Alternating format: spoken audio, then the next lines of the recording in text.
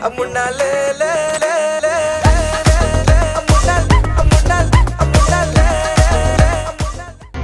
Black dragon ಮಂಜುಗೂ ಈ black ಚೀಟಾಗೂ ಏನು ಸಹ ಸಂಬಂಧ? ಕಷ್ಟದಲ್ಲಿರೋರನ್ನ ಕೈ ಹಿಡಿಯೋದು ಅದೇ ನಮ್ಮ ಇಬ್ರು ಒಳಗಡೆ ಇರೋ ದೊಡ್ಡ ಬಾಂಧವ್ಯ. ನಿಮ್ಮ ಪಾತ್ರ ಏನು ಸರ್ ಅದು? ಸಾರ್ಗೆ ಆಪೋಸಿಟ್ ವಿಲನ್ ಪಾತ್ರ ಮಾಡ್ತಾರೆ. ಈ ಸದ್ಯಕ್ಕೆ ಇಷ್ಟೇ ಇನ್ಫಾರ್ಮೇಶನ್ ಕೊಡಬೇಕು, ಯಾಕಂದ್ರೆ ಮೂವಿ ಆಫ್ಟರ್ ರಿಲೀಸ್ ನಾನು ತುಂಬಾ ಮಾತಾಡಬೇಕು, ಇದ್ರ ಬಗ್ಗೆ ತುಂಬಾ ಚರ್ಚೆಗಳು ಇದೆ. ಸಾವು ಮನೇಲಿ ಒಂದು ಒಳ್ಳೆ ನಡೀತು ಅಂತ. ಸೊ ಆ ತರ ದುನಿಯಾವಿ ಸಾರ್ ಅವರು ಫ್ರೆಂಡ್ ತೀರ್ಕೊಂಡಿದ್ದಾಗ ನಾವು ಹೋಗ್ತೀವಿ, ಸಾರು ಬರ್ತಾರೆ, ಅಲ್ಲಿ ನಾವು ಮೀಟ್ ಮಾಡಿ ಅಲ್ಲಿ ಒಂದು ಚೂರು ಮಾತಾಡ್ತೀವಿ. ಚಾನ್ಸ್ ಸಿಕ್ಕಿದೆ ಅನ್ನೋಕ್ಕಿಂತ sir selection way of selection, ಈ ಕ್ಯಾರೆಕ್ಟರ್ ಇದೇ ಬೇಕು, ಇದು ಸೂಕ್ತ, ಇದೆ ಕರೆಕ್ಟ್ ಆಗಿರುತ್ತೆ ಅಂತ ಸೆಲೆಕ್ಟ್ ಮಾಡಿ ಕೊಟ್ಟಿರೋ ಚಾನ್ಸಸ್ ಇದೆ. ಬಂದವ್ರನ್ನ ಬೆಳೆಸೋದು ನಮ್ಮ ಕರ್ನಾಟಕ. ಇವಾಗ ಎಲ್ಲ ಸ್ಟೇಟಿಂದ ಎಲ್ಲಿಂದ ಬಂದರೂ ಕೂಡ ಇಲ್ಲಿ ಬಂದು ದುಡ್ಡು ಸಂಪಾದನೆ ಮಾಡೋ ದೊಡ್ಡ ಸಂಪತ್ತನ್ನ ಇಟ್ಕೊಂಡಿರೋ ಕರ್ನಾಟಕ ಇದು.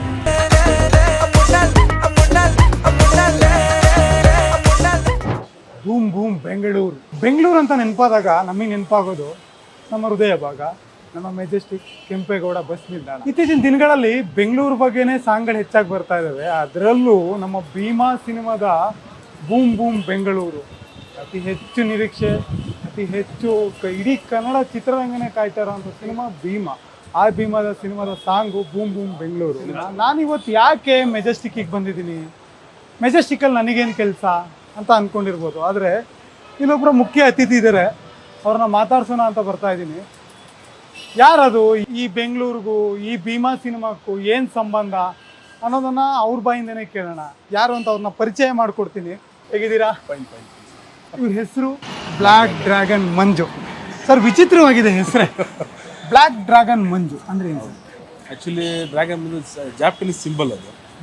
ಹೌದು, ಜಾಪನೀಸಲ್ಲಿ ಒಂದು ಗುಡ್ ಸೈನ್ಸ್ ಆಫ್ ಸಿಂಬಲ್ ಅದು.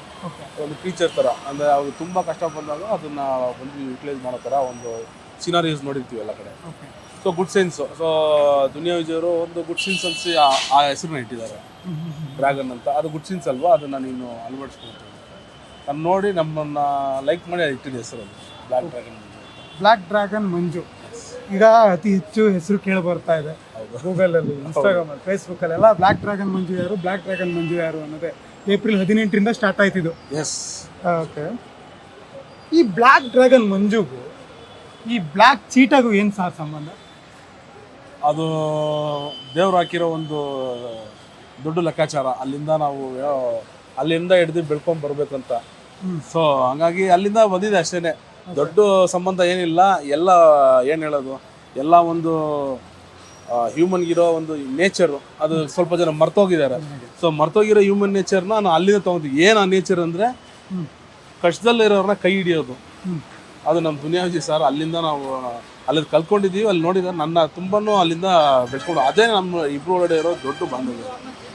ನಿಮ್ಮ ಬಾಂಧವ್ಯದ ಬಗ್ಗೆ ಮಾತಾಡೋಕ್ಕೆ ಅಪಾರ ಒಂದಿನ ಬೇಕಾಗುತ್ತೆ. ನಿಜ ನಿಜ ನಿಜ. ಬೆಂಗಳೂರು, ನಮ್ಮ ಬೆಂಗಳೂರು, ನಾವಿವಾಗ ಹೃದಯ ಭಾಗದಲ್ಲಿದ್ದೀವಿ. ಸರ್, ನಮ್ಮ ಬೆಂಗಳೂರಿಗೂ ನಿಮಗೂ ಕನೆಕ್ಷನ್ ತುಂಬಾನೇ ಇದೆ. ಯಾಕಂದ್ರೆ ಹುಟ್ಟು ಬೆಂಗಳೂರು ಅಂತ ಹೇಳಿದ್ರು. ಹೇಗೆ ಸರ್, ನಮ್ಮ ಬೆಂಗಳೂರು ಅಂದರೆ ಏನು, ಒಂದು ವರ್ಡಲ್ಲಿ ಅಥವಾ ಹೇಳಬೇಕು ಅಂದರೆ ಏನು ಹೇಳ್ಬೋದು? ಬೆಂಗಳೂರು ಅಂದರೆ ಇವಾಗ ತಮಿಳ್ನಾಡಿಗೆ ಹೇಳ್ತಾರೆ ಒಂದು ವರ್ಡು, ಬಂದಾರೆ ವಾಳೆ ವೆಕ್ಕಿನ ತಮಿಳ್ನಾಡು ಅಂತ.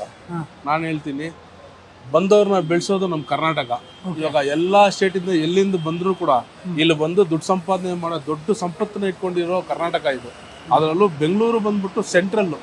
ನೀವು ಇಲ್ಲಿ ಎಲ್ಲೆಡೆ ನೋಡ್ಬೋದು. ನೀವು ಎಲ್ಲಿ ನೋಡಿದ್ರೂ ಬೇರೆ ಭಾಷೆ ಮಾತಾಡೋರು ತುಂಬ ಜನ ಬಂದು ಇಲ್ಲಿ ಎಲ್ಲ ವಾಸವಾಗಿರೋದ್ರಿಂದ ಇಲ್ಲಿಂದ ಸಂಪಾದನೆ ಮಾಡಿ ಬೆಳ್ಕೊಂಡು ಹೋಗಿ ಇನ್ನು ಬೇರೆ ಕಡೆ ಚೆನ್ನಾಗಿರೋರು ತುಂಬ ಇದ್ದಾರೆ. ಸೊ ನಾನು ಅವರು ಆ ತಮಿಳ್ನಾಡು ಹಂಗೆ ಹೋಲಿಸಿದ್ರೆ ನಾನು ಕರ್ನಾಟಕ ಹಿಂಗೆ ಹೋಲಿಸ್ತೀನಿ. ಯಾಕಂದರೆ ನಾವು ಬಂದ್ಬಿಟ್ಟು ಈಗ ಪ್ರಾಪರ್ ನಮ್ಮ ತಾಯಿ ತಂದೆ ಎಲ್ಲ ಬಂದು ತಮಿಳ್ನಾಡು, ಇಲ್ಲಿ ಬಂದು ಕೂಲಿ ಕೆಲಸ ಮಾಡಿ ಇಲ್ಲೇ ಸೆಟ್ಲಾಗಿ ನಾವು ಇಲ್ಲಿ ಕರ್ನಾಟಕದ ಹುಟ್ಟಿ ನಾವು ಇಲ್ಲಿಂದ ಬೆಳ್ಕೊಂಡು ಬಂದಿದ್ದೀವಿ ನಾವು. Okay, S. ಬೆಂಗಳೂರಿಗೂ ಭೀಮಾಗೂ ತುಂಬ ಅಪಾರವಾದ ಸಂಬಂಧ. ಎಸ್.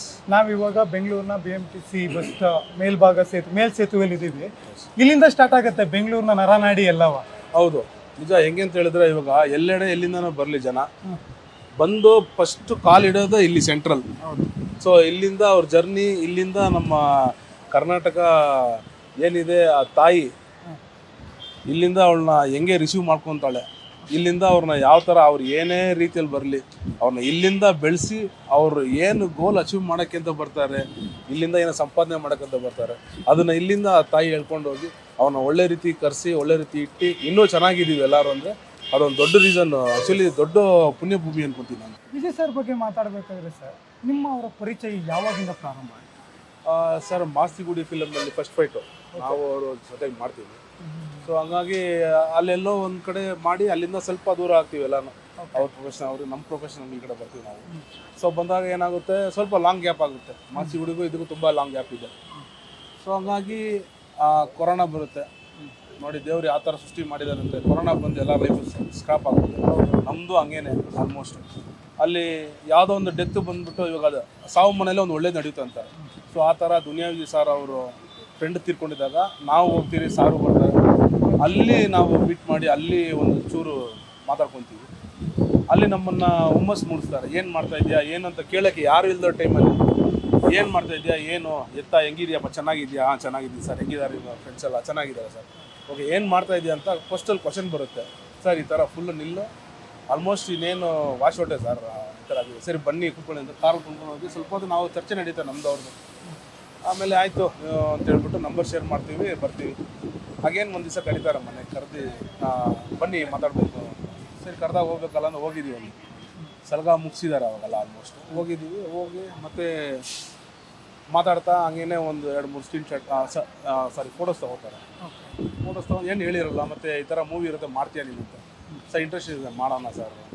ಓಕೆ, ಒಂದು ಯಾವುದೋ ಒಂದು ಕ್ಯಾರೆಕ್ಟರ್ ಕೊಡ್ತೀನಿ, ಮಾಡ್ತೀನಿ. ಯಾವ ಕ್ಯಾರೆಕ್ಟರ್ ಕೊಟ್ಟು ಮಾಡ್ತೀನಿ ಸರ್. ಸ್ಕ್ರೀನ್ ಟೆಕ್ಸ್ಟ್ ತೆಗಿತಾರೆ. ಆಫ್ಟರ್ ದಟ್ ಗೊತ್ತಾಗುತ್ತೆ ನಮ್ಗೆ ಏನೋ ಸರಿ ಏನೋ ಕ್ಯಾರೆಕ್ಟರ್ ಕೊಡ್ತಾರೆ, ಅದು ಇಷ್ಟು ದೊಡ್ಡ ರೆಸ್ಪಾನ್ಸಿಬಿಲಿಟಿ ಕೊಡ್ತಾರೆ ಅಂತ ಮಾತ್ರ ಅಂದ್ಕೊಂಡಿಲ್ಲ ನಾವು ಯಾವಾಗಲೂ. 2-3 ದಿವಸ ಹೋಗ್ತೀವಿ, ಬರ್ತೀವಿ, ಸ್ಕ್ರೀನ್ ಟೆಕ್ಸ್ಟ್ ತೆಗಿತಾರೆ, ಫೋಟೋಸ್ ತೆಗಿತಾರೆ, ಒಂದು ವೀಡಿಯೋಸ್ ತೆಗಿತಾರೆ.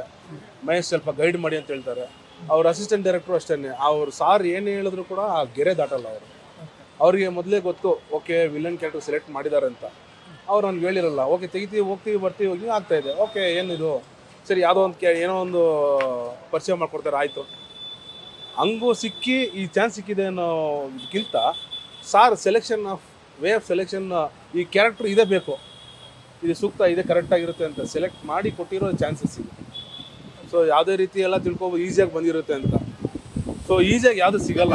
ಹೌದು, ನಾವು ಆಲ್ಮೋಸ್ಟ್ ಇನ್ನೇನು ಆಫ್ಟರ್ ಕೊರೋನಾ ಇನ್ನೇನು ನಾವು ಎಲ್ಲ ಮುಗೀತು, ಏನು ಮಾಡೋದು ಅಂತ ಐಡಿಯಾ ಇಲ್ಲ. ಯಾಕಂದರೆ ಯಾವ ಪ್ರೊಫೆಷ್ನಲ್ ಇಲ್ಲ ನಮ್ಮೊಳಗಡೆ.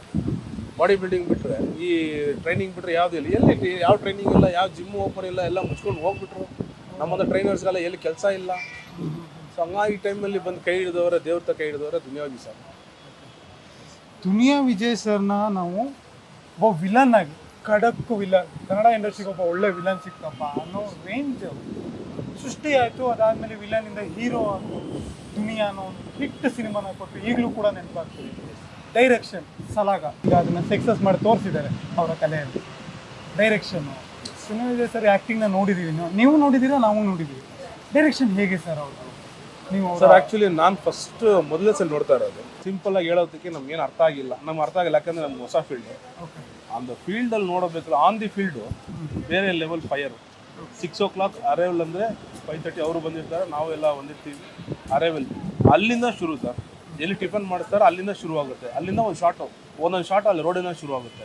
ಅಲ್ಲಿಂದ ಶುರುವಾಗಿ ಎಲ್ಲ ಕಡೆ ತೆಕ್ಕೊಂಡು ನಮಗೆ ಆ ಜರ್ನಿ ಹೆಂಗೆ ಅಂದರೆ, ಇವಾಗ ಒಂದು ಮಿಲ್ಟ್ರಿ ಗ್ರೌಂಡಲ್ಲಿ ಒಂದು ಟ್ರೈನಿಂಗ್ ಕೊಡ್ತಾರೆ ಅಂತ ಹೇಳ್ತಾರೆ, ಸಿಟ್ಟಾದ ಟ್ರೈನಿಂಗು.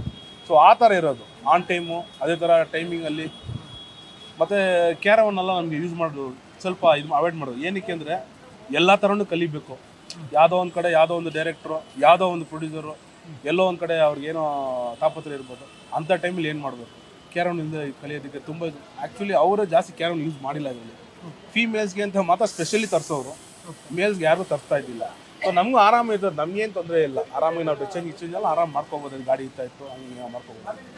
ಸೊ ಅವ್ರ ಡೈರೆಕ್ಷನ್ನು ಹಿಂಗಿರೋ ಸರ್, ತುಂಬ ಸಿಟ್ಟು ಕೆಲಸ ಟೈಮ್ ಅದು ಕಲಿಬೇಕು ಸರ್. ಆ್ಯಕ್ಚುಲಿ ಯಾರೋ ಗೊತ್ತಿರೋನು ಬಂದ ಅಂತ ಹೇಳ್ಬಿಟ್ಟು ಅವ್ನು ನೆಗ್ನಗ್ತಾ ಮಾತಾಡಿದ್ರೆ ಅವನೊಳಗೆ ಕೆಲಸ ತೆಗಿಯೋಕ್ಕಾಗಲ್ಲ. ಕೆಲಸ ಅಂದರೆ ಕೆಲಸ ಮುಗೀತು ಅಷ್ಟೇ. ಈ ಕೆಲಸ ಹಿಂಗೆ ಬರ್ಬೇಕಾದ್ರೆ ಹಿಂಗೆ ಬರಬೇಕು. ಆ ಫೈರ್ ಇದ್ರೇ ಕೆಲಸ ಆಗೋದಿಲ್ಲ, ಆಗಲ್ಲ. ಆ ಡೈರೆಕ್ಷನ್ ಡಿಪಾರ್ಟ್ಮೆಂಟ್ ಅವರು ಒಳಗಡೆ ಹಿಂಗೆ ಬಂದಾಗ ಹೆಂಗಿರುತ್ತೆ ಅಂದರೆ, ಪಟ ಅಂತ ಕೆಲಸ ಆಗ್ತಾನೇ ಇರುತ್ತೆ ಸರ್. ಎಲ್ಲೂ ನಾವು ಅವರು ಸ್ವಲ್ಪ ಹಿಂಗೆ ಎನರ್ಜಿ ಡೌನ್ ಆಗ್ತಾರೆ ಅಂತ ನೋಡೋಕ್ಕಾಗಲ್ಲ. ಇಲ್ಲಿ 6 ಗಂಟೆಗೆ ಸ್ಟಾರ್ಟ್ ಮಾಡ್ತೀವಿ, ಮುಗಿಯೋದು 7 ಗಂಟೆ 8 ಗಂಟೆ 9 ಗಂಟೆ ಅಂದ್ಕೊತೀವಿ, 12 ಗಂಟೆ ಆಗ್ಬಿಡುತ್ತೆ. ಹಾಗೇನೆಲ್ಲ ಪಿಕಪ್ ಹೋಗಿರ್ತೀವಿ, ಅವರು ಹೋಗಿರ್ತಾರೆ. ಈ ಹೋಲ್ ಟೀಮ್ಗೆ ಎನರ್ಜಿ ಕೊಡೋದೇ Duniya Vijay sir. Actually on time 6 o'clock ಇರ್ತಾರೆ. ಅಲ್ಲಿ ಬರೋಕ್ಕಿಂತ ಮುಂಚೆ ಎಲ್ಲರೂ ಫೋನ್ ಹೋಗಿರುತ್ತೆ. ಟೀಮ್ ಎಲ್ಲ ಫುಲ್ ಬಂದು ಅಸೆಂಬಲ್ ಆಗಿರುತ್ತೆ, ರೆಡಿ ಆ್ಯಕ್ಷನ್ ಅಂದ ತಕ್ಷಣ ಶುರು ಅಲ್ಲಿ ತಿರ್ಗ. ಸೊ ಈ ಥರ ಫೈರ್ ನೋಡಿಲ್ಲ. ಆ್ಯಕ್ಚುಲಿ ನಾನು ತುಂಬ ಏನಂದರೆ ನಾನು ನಿದ್ದೆ ಬಿಡೋದು ತುಂಬ ಕಷ್ಟ.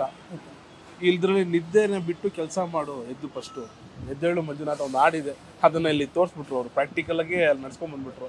ಇನ್ನು ಎಷ್ಟೇ ಗಂಟೆಗೆ ಮಲಗಿದ್ರು ಕೂಡ 5:30 6ಗೆ ಅಲಾರಾಮ್ ಇಟ್ಟಂಗೆ ಅದು ಆಟೋಮೆಟಿಕ್ಕಾಗಿ ಎದ್ದೋಳೋ ಥರ ಆಗ್ಬಿಟ್ಟಿದೆ ಇವಾಗ. ಒಂದು ಒಳ್ಳೆ ರೊಟೀನು, ಒಂದು ಒಳ್ಳೆ ಫೈರ್ ಆದ ವರ್ಕ್ ಇದೆ. ಯಾವುದೇ ಕೆಲಸ ಕಲಿಬೇಕು ಅಂದ್ರೆ ಗುರು ಮುಖ್ಯ, ಗುರಿ ಮುಖ್ಯ ಅನ್ನೋ ಹಿರಿಯರ ಮಾತು.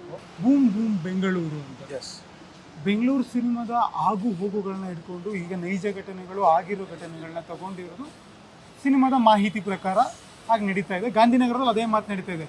ಬೆಂಗಳೂರಲ್ಲಿ ಏನು ನೆಗೆಟಿವ್ ಏನು ಪಾಸಿಟಿವ್ ಎಲ್ಲವನ್ನೂ ತೋರಿಸಿದ್ದಾರೆ ಅಂತ ಸರ್. ನಿಮ್ಮ ಪಾತ್ರ ಏನು ಸರ್ ಅದರಲ್ಲಿ? ನಮ್ಮ ಪಾತ್ರ ಅಂದರೆ ನಾವು ಸಾರ್ಗೆ ಆಪೋಸಿಟಾಗಿ ವಿಲನ್ ಪಾತ್ರ ಮಾಡ್ತಾ ಇದ್ದೀವಿ. ಓ, ರಗಡ್ ವಿಲನ್. ಹೌದು, ಅಷ್ಟೇ. ಈ ಸದ್ಯಕ್ಕೆ ಇಷ್ಟೇ ಇನ್ಫಾರ್ಮೇಷನ್ ಕೊಡಬೇಕು. ಯಾಕಂದರೆ ಆಫ್ಟರ್ ರಿಲೀಸು, ನಾವು ಮೂವಿ ಆಫ್ಟರ್ ರಿಲೀಸು ನಾನು ತುಂಬ ಮಾತಾಡಬೇಕು. ಇದ್ರ ಬಗ್ಗೆ ತುಂಬ ಚರ್ಚೆಗಳಿದೆ.